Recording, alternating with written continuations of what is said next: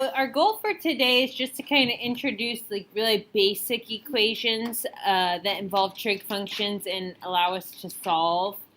And on Monday, we'll look at solving trig equations again, but they'll be more complicated solving procedures. Like maybe we have to factor to solve, maybe we have to use an identity to solve.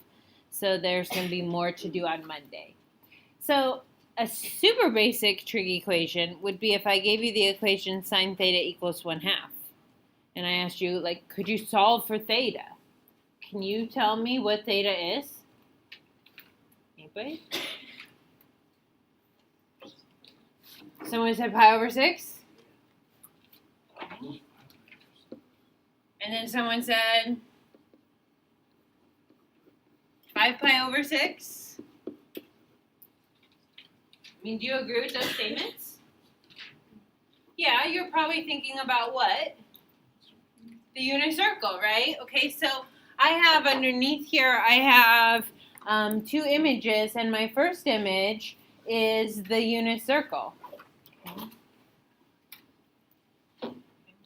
So from the unit circle, we're answering angles that include 0 and go all the way up to 2 pi. Right? So like 0 to pi halves in quadrant 1, pi halves to pi in quadrant 2, and then so on in quadrant 3 and 4. But there's really only two angles because we know sine to be positive only in the two quadrants, quadrant 1 and quadrant 2, where y is going up. And those, you know, we can imagine the triangles there. They both have reference angles of pi 6. So of course in quadrant 1 that's pi 6, and in quadrant 2 that's 5 pi 6. So this answer that you gave me would be answering in the range of the unit circle from 0 to 2 pi. And I have a follow-up question. Can you give me another angle that would have the sign of 1/2 but is not pi 6 or 5 pi 6? Liam? 13 pi over 6. 13 pi over 6.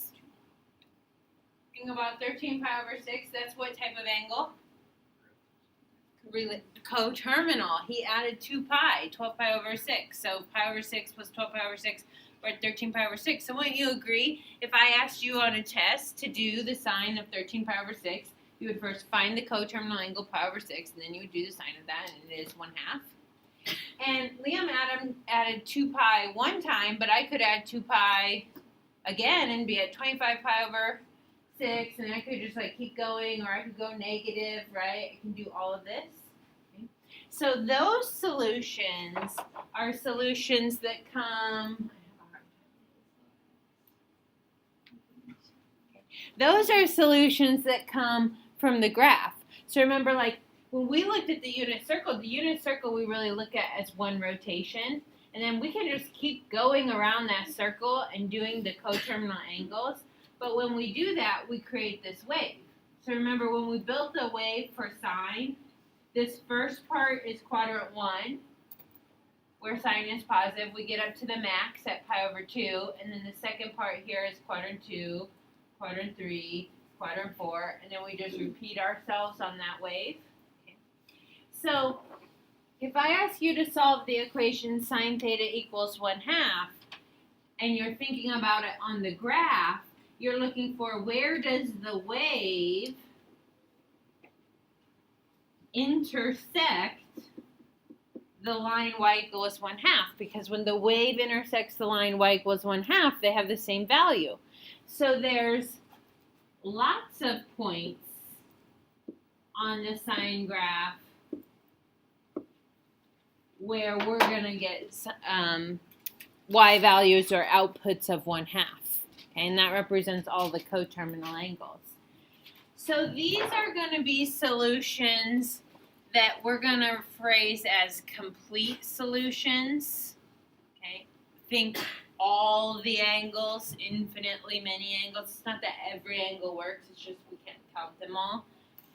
And for complete solutions, we're going to take our angle and we're going to be adding our period for our function times n. N represents an integer, and it's just the number of times like you're rotating around the circle. So if it's positive, you're doing it counterclockwise. If it's a negative n, you're going clockwise, and it's just producing new angles. And I could rotate 100 times around, and that angle still has a sine of 1/2. Okay, so we're going to be writing our complete solutions like that. So up here, if I wanted to get a complete solution for this equation, I would write it out like this. Pi over 6 is one of the solutions, but to include all of its coterminal angles, what is the period for sine? 2 pi, okay? We don't have a changed period because it's just sine theta. So we'll say pi over 6 plus 2 pi n. N can be any integer value, and that just represents a full rotation, clockwise, counterclockwise. Okay. So there's all of those, and if I mark those, here's my first one, pi 6. See, it's marked on like when the hill is going up. So the next time I get there is in 2 pi, that's right here. And then I could also be subtracting, I could have negative n's, and that's right there. So that answer, pi over 6 plus 2 pi n, that doesn't include the other angles, the part where you're coming down. So you have to write a second statement, theta equals 5 pi over 6 plus 2 pi n. Because they're going to produce either the angle on the way up or the angle on the way down. So this would be the complete solution. Now, how will you know which way to write your answer? You read the directions. If the directions say anything about 0 to 2 pi, you don't need the period times n. If the directions say nothing about answering from 0 to 2 pi, you better include the 2 pi n or the period times n. One is all the angles, coterminal angles, and one is just the angles on the unit circle. What is the period for tangent? Pi.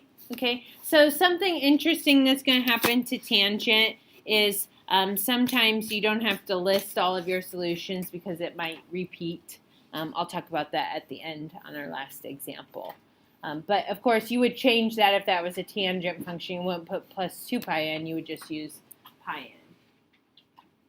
Okay, so I've got 2 examples, and I'm actually going to give you some time. You can jot them down in your notebook and talk to your pod members. What do you think you're going to do to try to solve? I'm replacing theta with x now, but I essentially want you to solve for x. And pay attention to my directions so you can think about what your answer should look like. So I'll just give you a few minutes and you can jot those down and brainstorm. What in the world are you going to do?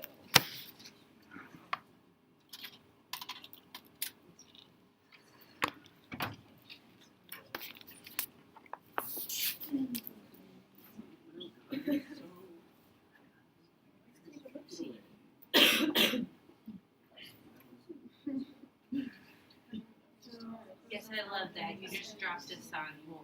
Imagine the question x is just x. Like a positive or negative sign. It's always confusing when I'm in Trig and Truth.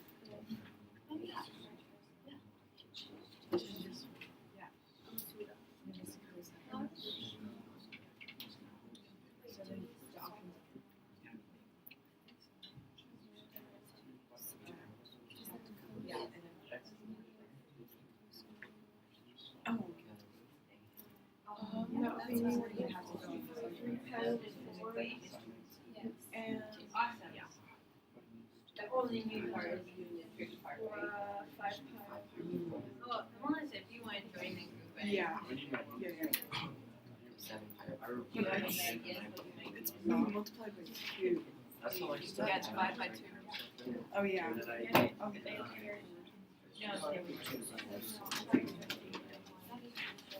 You guys don't have to look at you. so like think about like in this one, how I have sine theta all the way through. It takes me a minute to do that.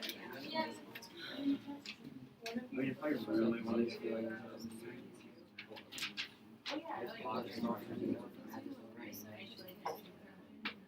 No, because you're adding it. Because If you you add, have if you add the negative sign next over, you get Which- Two sign. Oh, you're subtract. Okay, never mind. Oh, okay. I'm like looking at all your work. What are you doing?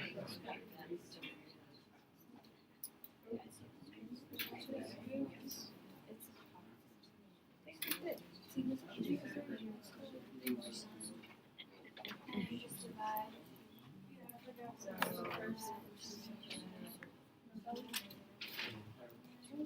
I see a lot of good things as I'm moving around the room. I see some people getting out their unit circles. Oh, joy. I see some people using their hand tricks.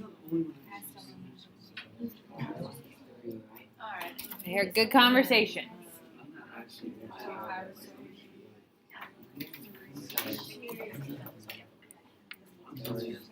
Okay, I am going to interrupt your work right now.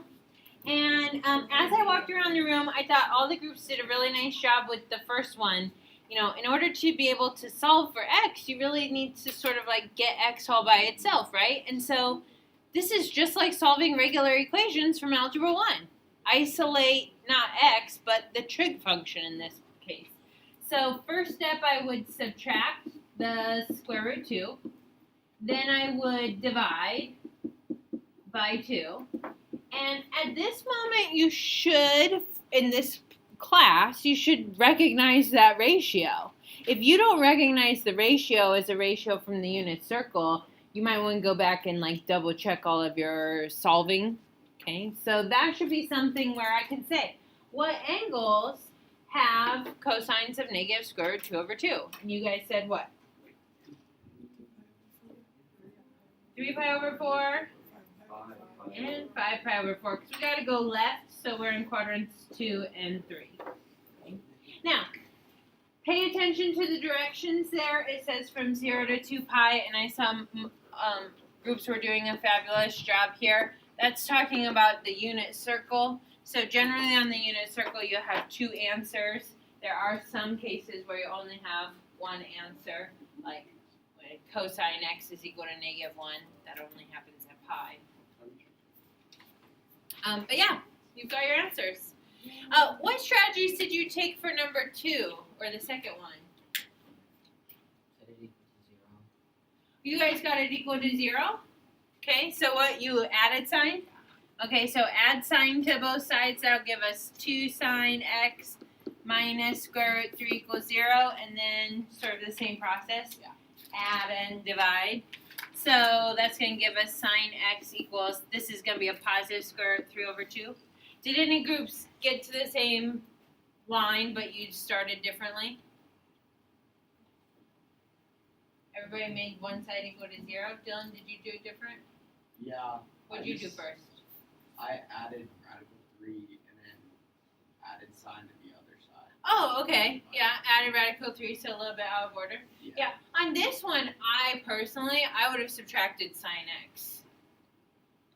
Because then it makes it 2 and then just divide. But yeah, you can make it equal to 0, that's fine. What signs, or what angles have signs of square root 3 over 2? Pi over 3 and 2 pi over 3. Sine is positive in quadrants 1 and 2. Those are the 2 angles from 0 to 2 pi that work, so that's our solution. Okay. So, not too bad, right? Okay, I've got 2 more.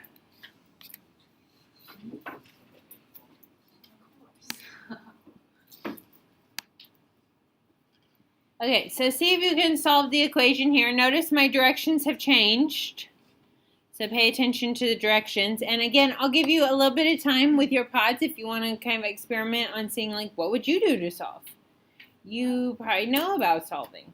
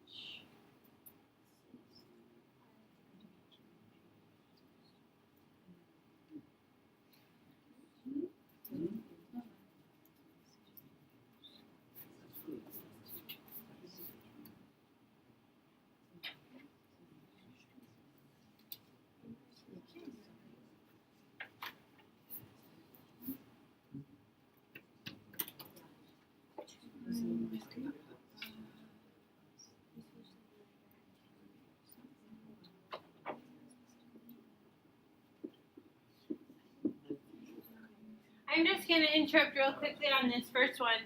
A lot of groups got to secant x equals -2. It is okay at this point because, like, do you know secants around the unit circle very well? No, you know secants. You can figure them out. But the trig functions that you know very well are sine, cosine, and tangent. So anytime I'm working with one that's a reciprocal, once I isolate it, I'm going to use the reciprocal. So this really means that the cosine of x is equal to -1/2. And that will be a much easier problem for me to answer.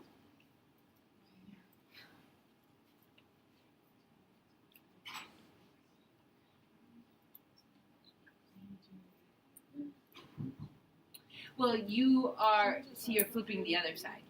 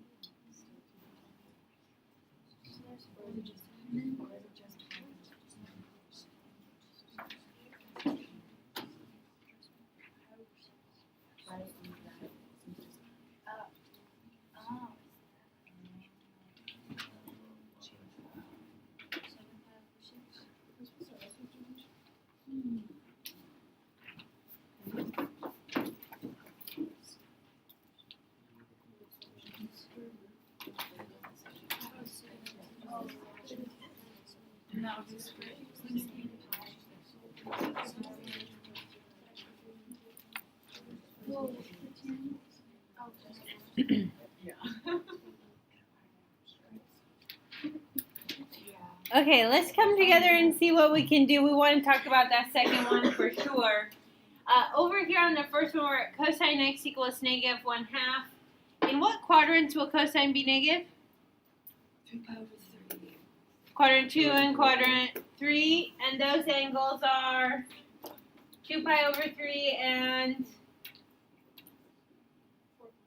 4π/3. Now, one thing that's going to change is if I just write those two angles, I'm missing a whole bunch of solutions. So up here it just says solve the equation. If it doesn't specify, assume complete solutions, meaning you should list every possible angle, and there's no way for you to list every possible angle. So you're going to use that notation where you're doing plus the period times n. Okay, so think about theta plus the period times n. What is the period of cosine? 2π. Sine, cosine, secant, cosecant. As long as they're the parent graphs, they have no horizontal shifting, no b value. Their period is 2π, right? So we're going to say plus 2πn for both of those. And that takes care of every possible angle.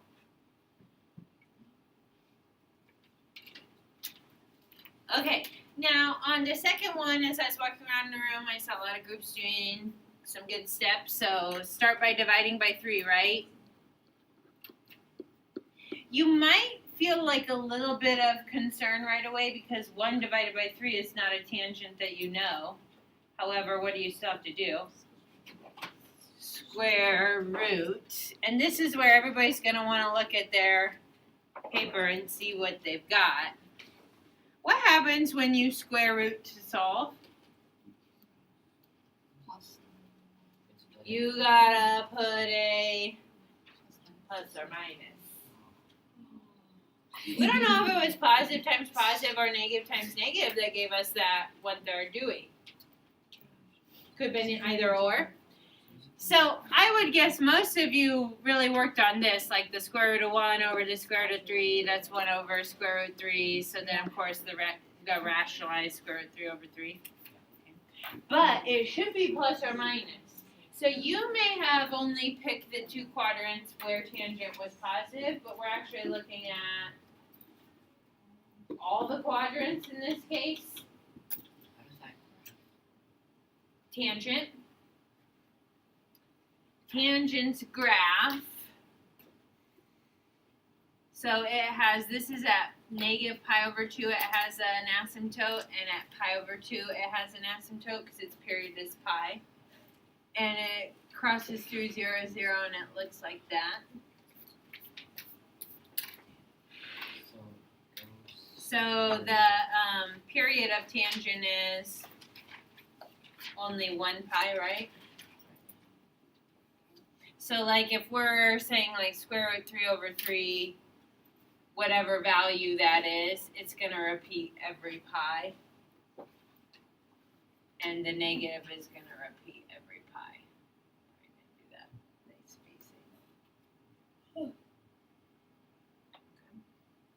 So what you really want to pay attention here is anytime you have the square root and you got the plus or minus, you don't really have to question the quadrants. It's all the angles, right? All the angles. Okay, so what are those angles in that family that have tangent square root 3 over 3? Pi over 6s. So there's going to be a pi over 6, 5 pi over 6, 7 pi over 6, and 11 pi over 6. And then what's the period for tangent? Pi, so we would say plus pi n, plus pi n, plus pi n, plus pi n. Now before we wrap this up, I have one thing to say about all of this. I will accept this answer. This is full and complete. It is redundant.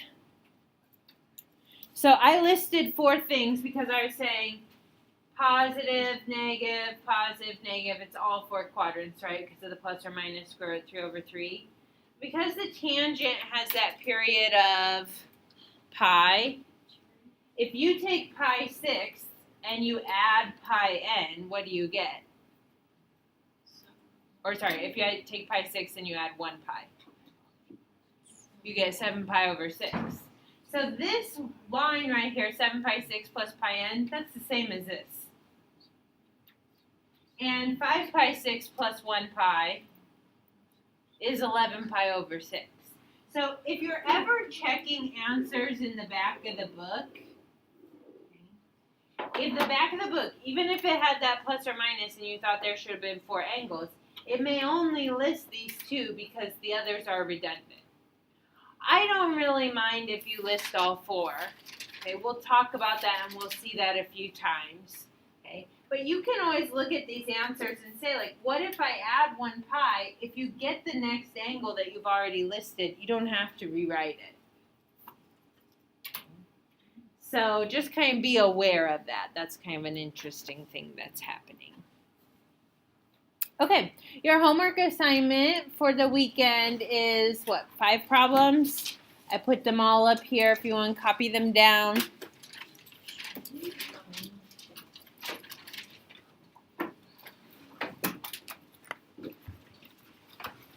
It'll give us a good place to start from on Monday, Tuesday. I want to see you on Monday, right? Tuesday when we come back. We're going to be introducing things like having to substitute an identity, having to factor, different types of things to be able to solve.